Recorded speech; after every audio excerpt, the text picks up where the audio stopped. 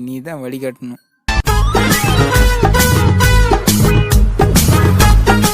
இங்க ஒரு 3 comedy piece உட்காந்துருக்குது, கேட்டு பார்ப்போம்.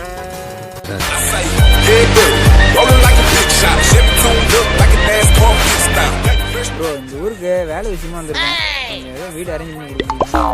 தங்க வீடு தானே, நல்ல வீடாவே பார்த்துறேன். சரி மாப்பிள்ள, நான் வரேன். சரி, யார் வீட்டு காமி போகிறா?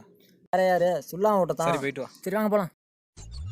வீடு காட்டத்துல மேட்ரே இல்லை, கமிஷன் கரெக்டாக பண்ணிக்கலாம். வாங்க போகலாம். இதாங்க வீடு. சரி, வணக்கம் பாய். வணக்கம். சொல்லலாம், இருக்கீங்களா?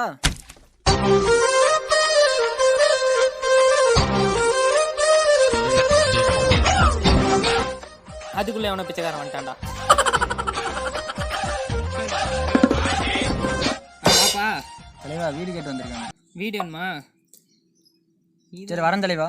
ஓகே, போயிட்டு தலைவா, அமௌண்ட் கூகுள் பேல அனுப்பிச்சுட்ருங்க. சரிங்க. என்னப்பா என்ன சொல்றான் அந்த அவதார் குட்டி? பார்த்துட்டு வர சொன்னாருங்க, வேற ஒன்றும் வீடு.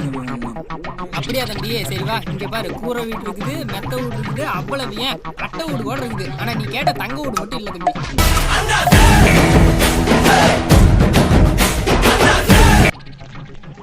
என்ன தம்பி தலையை தொங்க போட்ட? இதெல்லாம் நகைச்சுவைப்பா. அப்படியாங்கய்யா? சரிங்கய்யா. நான் அப்படியே ஷாக் ஆயிட்டேன். என்னங்க வீடு கேட்டு வந்தா இப்படி சொல்றீங்க? சரி, வீடு தானேப்பா, இங்க வந்து நீ என்ன பண்ண போற? இன்ஜினியரியா? எடிட்டிங் தான் வந்திருக்கீங்க. இன்ஜினியரா?